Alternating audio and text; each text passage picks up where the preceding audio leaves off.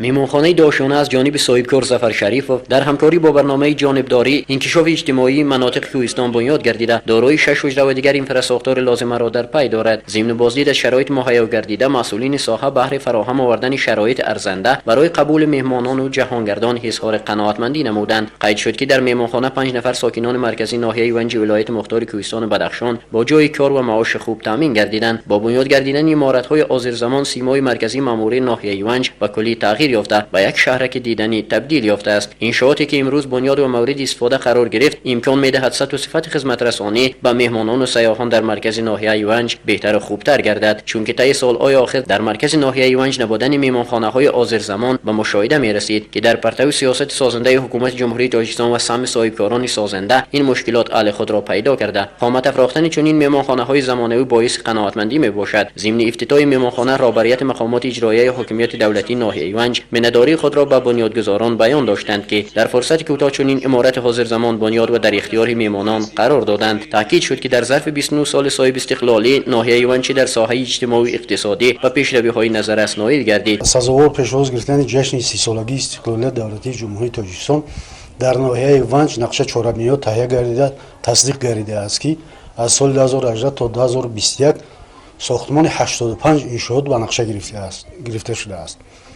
به حالت امروز از 85 انشاءات 63 انشاءات ساخته به استفاده داده شده است. امروز ما شاهدی به استفاده دادن یکی از انشاءاتی که در نقشه چهاربنی‌های مذکور درج گردیده است شدیم. انشاءات مذکور مرکز خدمت رسانی بوده عبارت از مهمانخانه، حاجتخانه زمانوی و نقطه شستشوی نقلیات می باشد.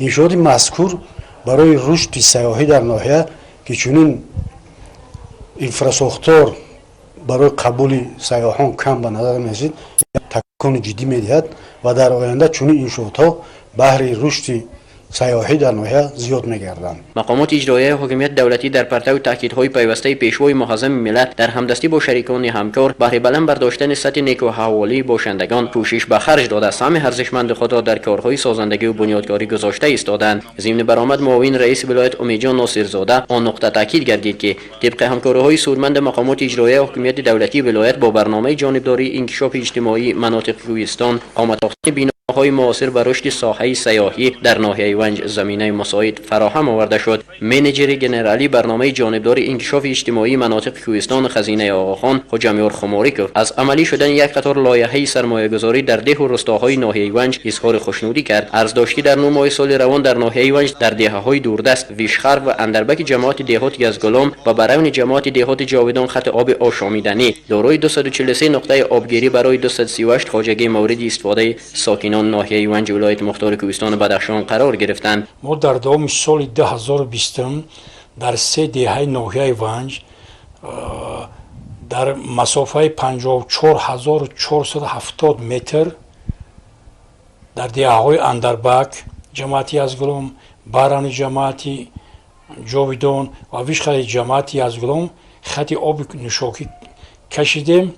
در مبلغ 5,852,000 دارای 311 تا نقطه آبگیری که این میتونه مردم هر در خانه هر یک کس یک تگی نقطه خط آب نوشاکی کشیده شده است و آنها میتوانند که هم آب نوشاکی آشامیدن استفاده برند هم برای بهتر کردن صفت زندگی خود هم استفاده برند.